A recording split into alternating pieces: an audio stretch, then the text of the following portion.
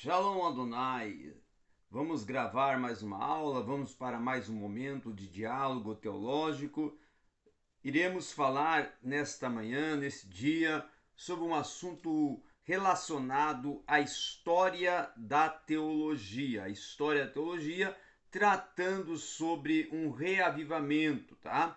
Nós vamos falar do reavivamento causado, proporcionado pelos puritanos e os metodistas, que vão se esforçar para reavivar a teologia inglesa, ok? Então é um momento histórico, a história da teologia, e nós vamos estar falando sobre este assunto de grande importância. Mas antes de entrar no conteúdo, eu quero te apresentar esses dois livros que escrevi e estão aqui para ser oferecidos a você para adquirir. Teologia Bíblica do Antigo Testamento.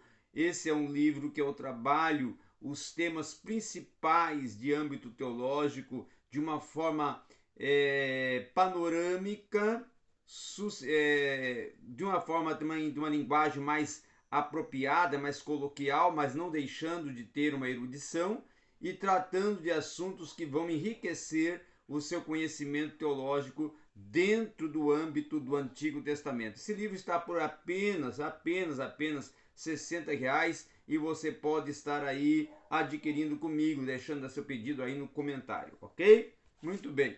Esse outro livro aqui é o Hermenêutica Pentecostal. Esse é um livro especial que eu trabalho sobre o movimento pentecostal, apresentando as raízes, as origens da hermenêutica pentecostal, como que o movimento pentecostal surge, tá? E depois vamos entrar nos fundamentos teológicos do movimento pentecostal. Aí entramos nos métodos interpretativos, como que a hermenêutica pentecostal é trabalhada, pensada, aplicada dentro do ambiente, do contexto do movimento pentecostal. E por último, a epistemologia, como o pentecostal reflete sobre os principais temas e assuntos pertinentes à fé cristã. Então, este é um livro também especial para você adquirir, está por apenas R$ 60 e você pode estar adquirindo, deixando seu comentário aí após o vídeo, se tiver interesse e estar adquirindo este livro, ok? Muito bem, muito bem, muito bem. Vamos então agora para esta aula especial de História da Teologia. Quando nós falamos de um reavivamento, e um reavivamento que foi proporcionado, trabalhado, pensado, executado através da força ou da ação dos puritanos e também dos batistas, dos metodistas, para esses dois polos, esses dois segmentos religiosos virem a desenvolver uma ação missiológica, uma ação eclesiológica, uma ação de despertamento até missionário, para vir a causar assim um reavivamento da teologia inglesa. Quando nós pensamos sobre isso, os puritanos eram também seguidores de Wesley, o John Wesley, que foi o fundador do metodismo, tá? Então eles decidiram permanecer dentro da igreja da Inglaterra, tá? E esses dois movimentos, tanto o metodismo como o puritanismo, eles foram os proporcionadores da renovação e reforma do movimento pós-reforma, tá? Originariamente, dentro da igreja da Inglaterra, até numa tentativa de alterar algum caráter de âmbito, vamos assim, estrutural, tá? O caráter anglicano, ele tinha sido determinado, tá? Pela uniformidade do trono proporcionada por Elizabeth, né? A uniformidade elisabetana, tá? E ele se tornou mais representado pela teologia de Richard Hooker, que foi o autor vamos dizer assim, das leis, né, do governo eclesiástico, tá? Então o puritanismo, ele começou como partido de oposição ao anglicanismo dentro da Igreja da Inglaterra e da Rainha Elizabeth I, tá? Então os puritanos, como o Walter Travers, que era um pastor assistente no templo em Londres, tá? E no pastorado de Rigar Hooker, tá? Eram os herdeiros, né, os dois, de evangelistas fervorosos do início, do princípio da reforma inglesa. Então a teologia devia muito a John Calvino, tá? E ao Teodoro Beza, que trabalharam em consonância e foram sucessores deles em Genebra, tá? Eles foram influenciados também pelo reformador da Escócia, o John Knox, tá? Que atuou naquele país de modo semelhante a Calvino em Genebra e ajudou a estabelecer a igreja presbiteriana.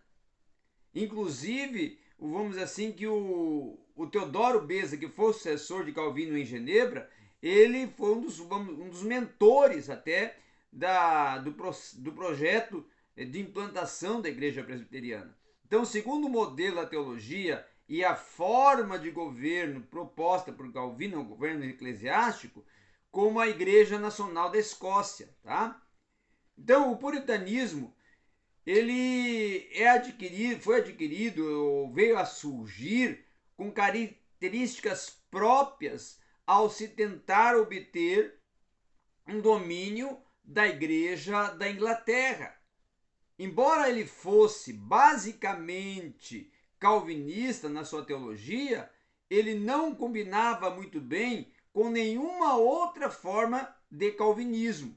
Mas ele vai se desenvolver, ou ele até vai desenvolver uma marca bem distinta, que embora o movimento puritano tenha falhado em seu intento de transformar a igreja e a nação inglesa em uma república calvinista inglesa, ele vai conseguir deixar uma marca permanente no cenário norte-americano, onde milhares de puritanos ingleses vão buscar novo começo e uma oportunidade renovada de edificar o reino de Deus conforme era imaginado e proposto. Então, todas as pessoas no mundo, da língua inglesa, do contexto do Reino Unido, já tiveram algum contato, ou já tinham tido algum contato com o puritanismo. Mesmo que em seus conceitos a respeito dele, ou seja, do puritanismo, viessem a ser pouco distorcidos. O currículo de escolas públicas e até os meios de comunicação de massa dos Estados Unidos, eles iam conseguir, e eles até conseguiram criar uma caricatura do puritanismo, e a maioria das pessoas atualmente, elas têm uma noção pouco exata desses reformadores protestantes da Inglaterra e das colônias britânicas. O próprio termo puritano, ele vai evocar imagens de homens e mulheres que são vestidos de forma estranha, oprimindo os índios norte-americanos, queimando e enforcando mulheres falsamente acusadas de bruxaria, prendendo as pessoas no tronco por pequenas infrações de regras eclesiásticas, e praticamente um sinônimo de rigidez moral e uma intolerância religiosa, que vai propor com caricaturas esse elemento da verdade com uma história do puritanismo mais contundente, mais proponente. Nesse capítulo também do puritanismo, né, ou nesse tema do puritanismo e metodismo, nós vamos ver que a teologia puritana, a grande saga da teologia puritana, ela vai ser a apresentação, tá, de características incomparáveis com as formas da teologia protestante que estavam sendo vivenciadas. O puritanismo era um movimento distinto de uma reforma teológica que vai começar justamente na Inglaterra, dentro da igreja anglicana, e vai terminar com o maior pregador e pensador puritano de todos os meados do século XVIII, que vai ser justamente o Jonathan Edwards, tá? O Jonathan Edwards, tá? Na época em que o movimento puritano vai se extinguir, nos meados do século XVIII, quase todos já, vamos dizer assim, tinham desistido da igreja da Inglaterra em formato, tá, de novas denominações dissidentes. E aí Edwards, tá, vai formar um elo entre os dois principais grupos puritanos da Nova Inglaterra, o presbiterianismo e o congregacionalismo. E uma boa parte da nossa narrativa da teologia puritana vai justamente focalizar Edwards, tá? Que ele, em cena do fim da história do puritanismo, ele vai ser o último e o maior dos puritanos. O caso de Edwards até vai ser uma exceção dentro de um movimento de renovação e reforma que surge dentro da igreja da Inglaterra, exatamente quando o puritanismo estava perdendo a sua força. Então, esse chamado ao grande avivamento na Inglaterra e nas suas colônias norte-americanas, na década de 1740, ele vai ajudar a ocasionar o desaparecimento do puritanismo e o nascimento do metodismo. Com isso, o metodismo vai ter um início como movimento pietista e reavivamentalista, que vai visar dar nova tradição anglicana de uma forma cada vez mais formal e racionalista. Então, os irmãos João e Charles Wesley, e justamente também o seu amigo George Whitefield, eles vão ser os grandes fundadores e precursores desse movimento, tá? Eles não tinham, dentro de uma até intencionalidade, a intenção de criar um cisma, uma divisão, ou dar início a uma nova denominação. Mas, no fim, a tensão que surgiu entre as sociedades metodistas e a igreja mãe vai obrigar o John Wesley a permitir que os seus assistentes separassem-se da igreja na Inglaterra. A igreja, então, episcopal metodista, ela vai nascer nos Estados Unidos da América já no ano de 1784, pouco menos de uma década antes até da morte de John Wesley, em 1791. Já na Inglaterra, o movimento vai se tornar oficialmente independente da igreja da Inglaterra e uma igreja dissidente. Isso em 1787. O próprio Wesley vai carregar até o leito da morte a ilusão que o seu movimento iria ser um movimento transformador da igreja da Inglaterra. Só então vai se reconhecer como relutância que se havia fundado uma nova denominação protestante. Assim, então, como no caso do puritanismo, a história do metodismo, extremamente complexa, não vai poder ser relatada com muitos detalhes. Nessa história vai ser apresentada a teologia de John Wesley, justamente a teologia que vai propor aspectos distintos de outras formas de uma teologia protestante.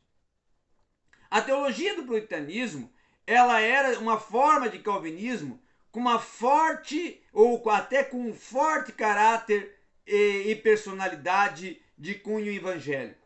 A ênfase era na piedade de conversão, tá? Piedade e conversão. A teologia primitiva de Wesley, e até do próprio metodismo, era uma forma do arminianismo com um caráter evangélico. Então, no início, havia metodistas calvinistas, como George Whitefield, e algum deles que iam seguindo a margem do metodismo, mas Wesley era o arminiano. E ele vai criar a sua própria marca teológica num principal movimento do metodismo. É aqui que nossa atenção vai recair sobre uma contribuição incomparável, distinta de Wesley, a qual anteriormente nós podemos chamar de sinergismo evangélico.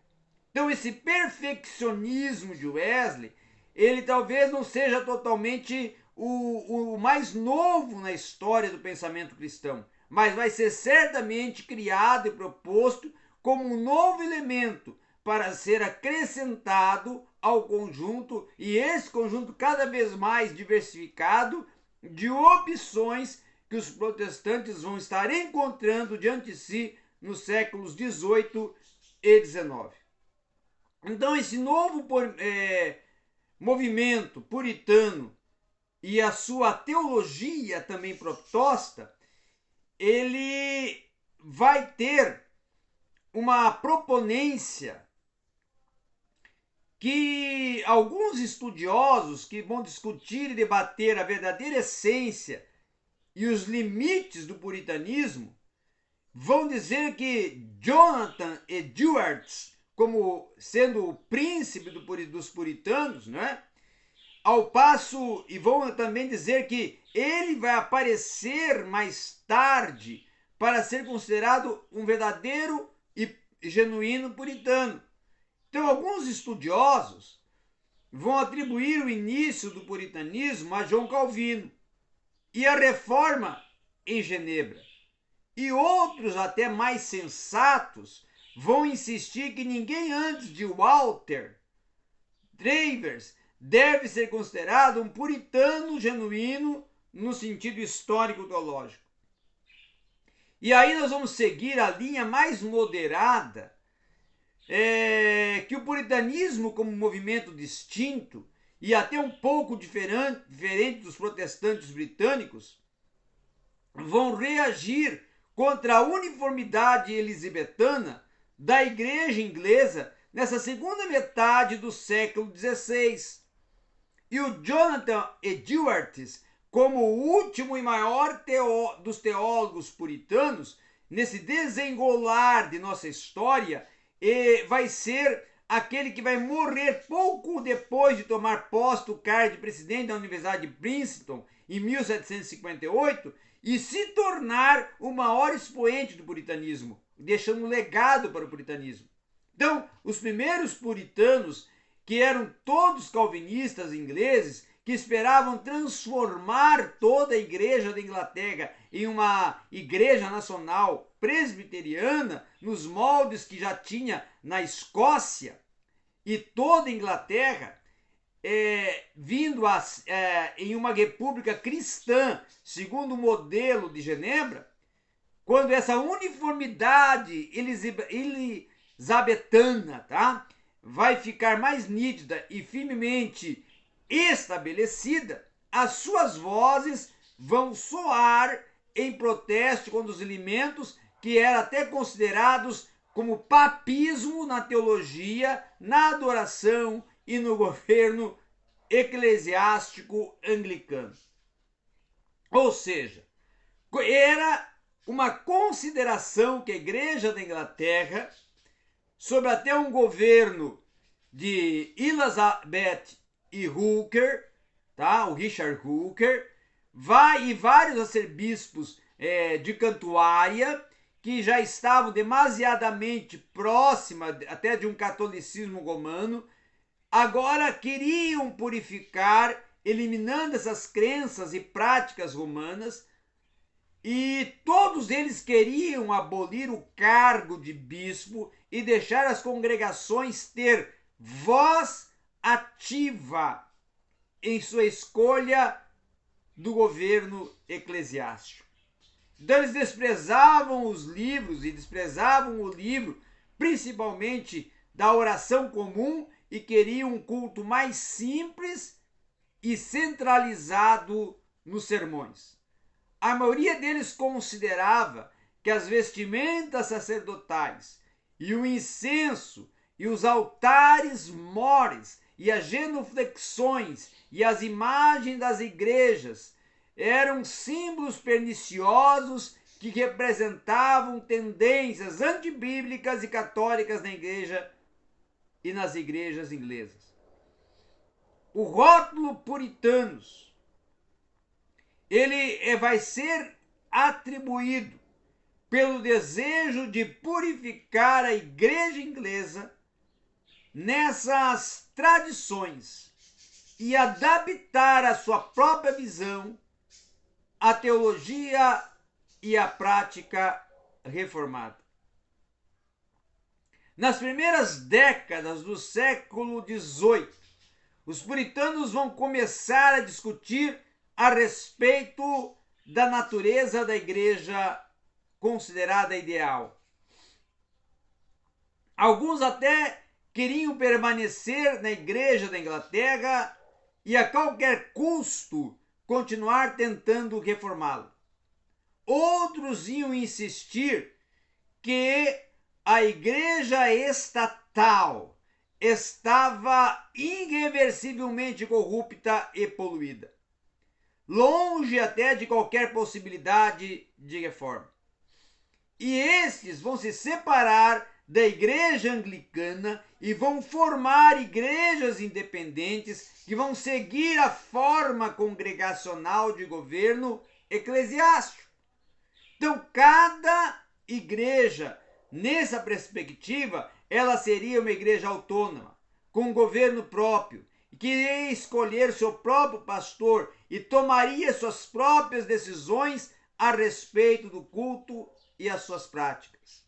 Entre esses puritanos, radicais e separadistas, eles vão encontrar-se e vai ser encontrado os peregrinos, como eram chamados, que para escapar até da perseguição do governo inglês, eles mudaram-se e vinham a ser mudados inicialmente para a Holanda e depois iriam embarcar no navio Mayflower e navegar até a Baía de Massachusetts, onde iam fundar a colônia Plymouth em 1620.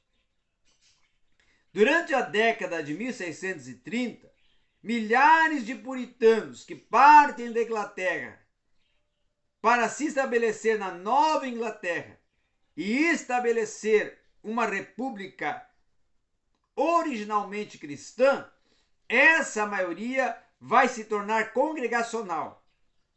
E quando chega no Novo Mundo, eles, embora o governo eclesiástico preferido pela maioria dos puritanos na Inglaterra fosse o presbiteriano, os puritanos vão permanecer na Inglaterra depois da grande diáspora da década de 1630, vão dominar o parlamento, tá? Vão dominar o parlamento, vão depor e decapitar o próprio rei Carlos I, vão estabelecer uma república puritana governada por Oliver Cromwell, e após a morte de Cromwell, em 1658, a Grã-Bretanha vai voltar à monarquia e vai restabelecer a Igreja da Inglaterra com uma liberdade de religião para todos os dissidentes e também os não conformistas.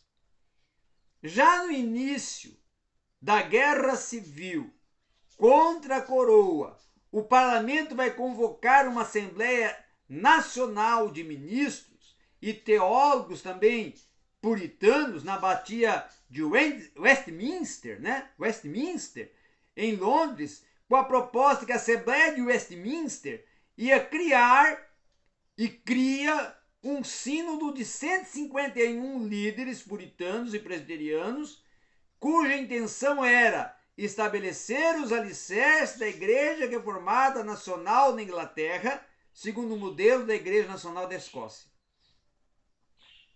E esses atos da Assembleia, que foram principalmente a Confissão de Fé de Westminster e o Catecismos Maior e Menor de Westminster, vão se tornar as declarações doutrinárias semi-oficiais para todos os presbiterianos e também para muitos do puritanos ou adeptos do puritanismo. Tá? Então, a primeira pergunta e a resposta do Catecismo Menor de Westminster é famosa até por sua frase atemporal da principal finalidade do homem, que para eles era glorificar a Deus e regozijar-se nele para sempre. Então, a Confissão de Fé de Westminster, ela é totalmente calvinista e com um caráter distintamente puritano, e vai enfatizar a inspiração verbal, a inerrância das Escrituras, a soberania absoluta de Deus, os decretos divinos e eternos da eleição e da condenação, a depravação total dos seres humanos e a sua completa dependência da graça de Deus. O traço puritano, ele vai aparecer no emprego da confissão da teologia federal ou até das alianças para o aplicamento de um relacionamento de Deus com a raça humana. Na Inglaterra, os puritanos vão acabar se dividindo em várias denominações. A Igreja de Inglaterra, por exemplo, ela vai permanecer anglicana na teologia, com uma adoração e governo eclesiástico, tendo o Richard Hooker como uma influência formativa principal. Alguns puritanos, que eram muito resistentes, vão permanecer na Igreja Anglicana na esperança de reformá-la gradualmente de dentro para fora. Outros que não vão emigrar para a América do Norte vão se acomodar nas denominações consideradas mais dissidentes, vão se tornar congregacionais presbiterianos e até mesmo batistas. Os batistas, que eram os puritanos separatistas e congregacionais, que resolveram abandonar o batismo infantil e adotar a prática anabatista do batismo dos crentes, nesta Nova Inglaterra, o puritanismo vai se tornar ou vai florescer com algumas mudanças nesse decorrer de um século, que até mesmo perdendo a condição de influência cultural dominante, vai deixar marcas indeléveis no ambiente cultural norte-americano. Então, entre essas marcas, vai estar a ideia do destino manifesto para os colonizadores norte-americanos e até para a República pós-revolucionária dos Estados Unidos. Então, uma versão secularizada da visão puritana de uma república até piedosa na Terra vai propor, já nas décadas de 1730 e 1740, que os puritanos ficariam consideravelmente mais fracos no contexto da Nova Inglaterra. Havia igrejas congregacionais nesse momento, ou até presbiterianas, no centro de todas as cidades, grandes e pequenas. Mas a influência, em contrapartida, tinha diminuído. E a maioria dos seguidores não era seguidora ou não eram seguidores fiéis dos ideais puritanos originais, e a pressão dos pregadores puritanos sobre o poder civil vai diminuir. Embora os puritanos originais dessa Nova Inglaterra tenham procurado evitar a maldição das assembleias denominado mistas, as igrejas nas quais os crentes verdadeiros e os incrédulos se misturavam, esse costume vai invadir suas igrejas no início e até meados do século XVIII.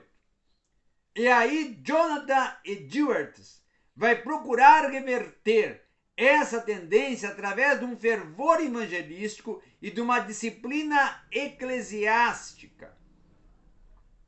E apesar disso, na luta até para conduzir o puritanismo da Nova Inglaterra, de uma volta ao seu primeiro amor, Edwards vai se tornar o maior pensador e pregador puritano. Aí a teologia puritana, que era total e persistentemente calvinista, com alguns teólogos puritanos pregando o supralapsarianismo, eles vão pregar também um outro grupo deles, o infralapsarianismo. E todos vão proclamar a soberania absoluta de Deus e total depravação do ser humano.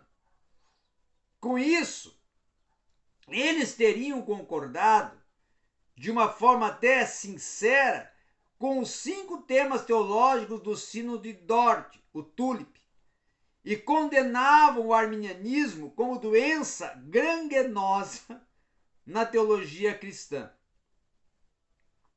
A única coisa que um teólogo puritano amava, tanto quanto o exame e o enaltecimento dos caminhos misteriosos da providência divina na história, era justamente explorar e proclamar as etapas e os aspectos da experiência cristã. Além, claro, do conteúdo do calvinismo, a teologia puritana era caracterizada por 3 ideais teológicos universais que juntas compunham o consenso puritano. A igreja pura, o relacionamento pactual de Deus com os eleitos e a sociedade cristianizada, cada uma dessas ideias vai se tornar a menos pronunciada das teologias protestantes anteriores, em que os puritanos vão reforçar de uma forma incomparável e vão mesclar em uma receita distintamente puritana, que não vão ser encontradas em nenhum outro lugar da história da teologia cristã.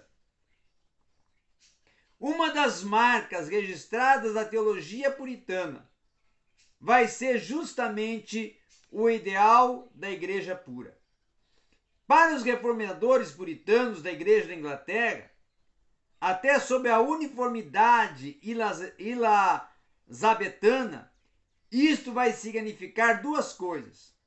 Primeiro, eliminar da igreja os vestígios remanescentes do catolicismo romano. Segundo, expurgar do ministério e da congregação todos os incrédulos para eles.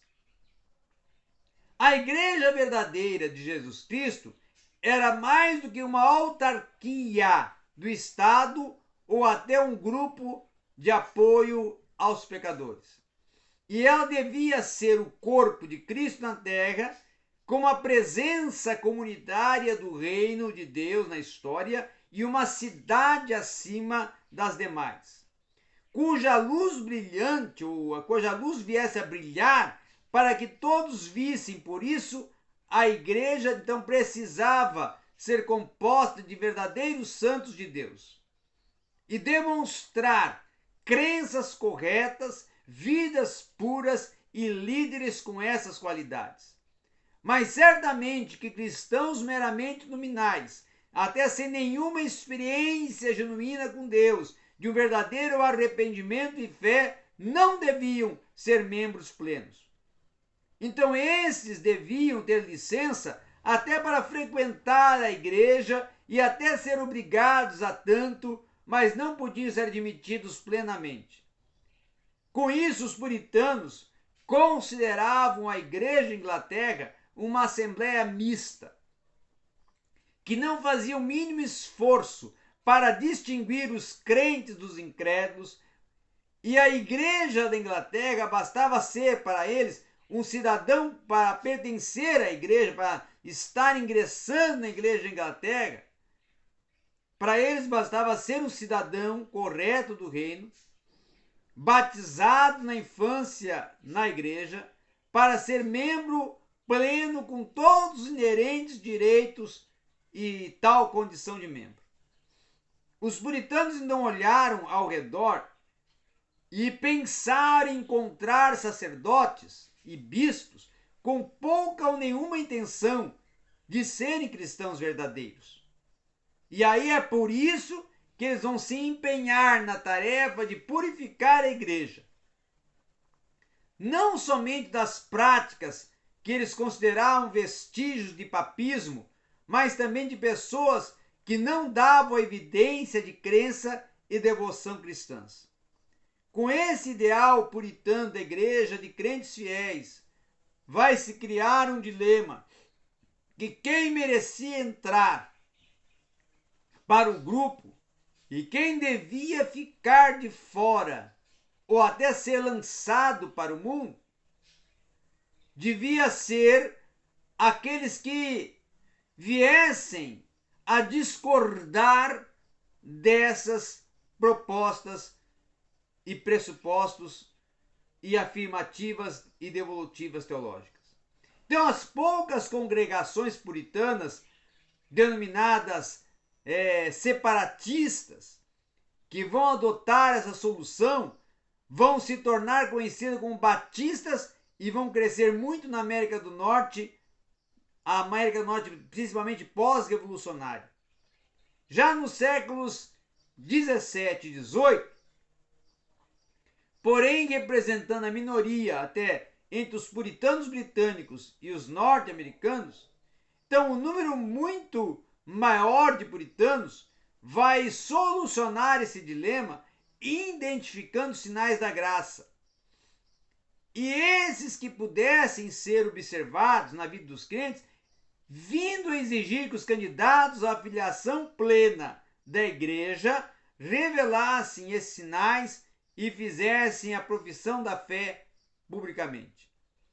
A vasta maioria dos puritanos, tanto aqueles que permanecessem dentro da igreja da Inglaterra, como até os congregacionais ou presbiterianos, defendiam o batismo infantil, mas com a exigência de, mais tarde, esses que foram batizados manifestarem publicamente seu ingresso na igreja como membros adultos em plena comunhão.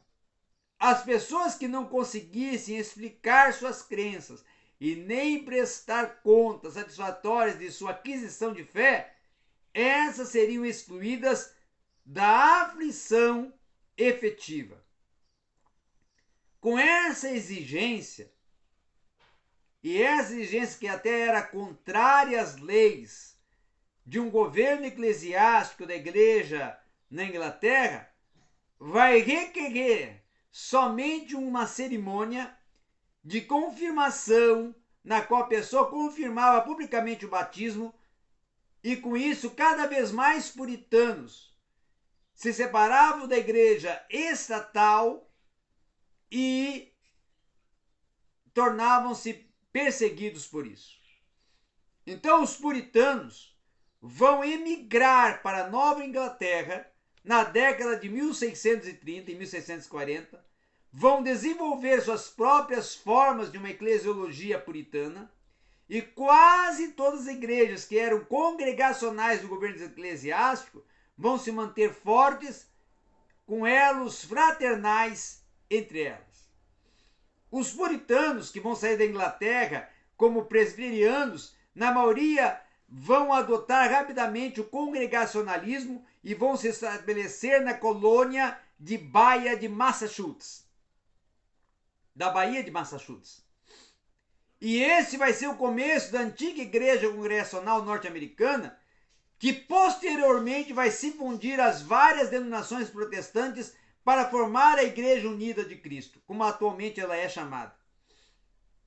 Os puritanos da Nova Inglaterra, livres dos empecilhos das leis da igreja e do Estado da Inglaterra vão começar a exigir que os candidatos à afiliação, além de fazer a confissão de fé calvinista ortodoxa, venham oferecer relatos pormenorizados de sua conversão e demonstrar os sinais da graça em suas vindas.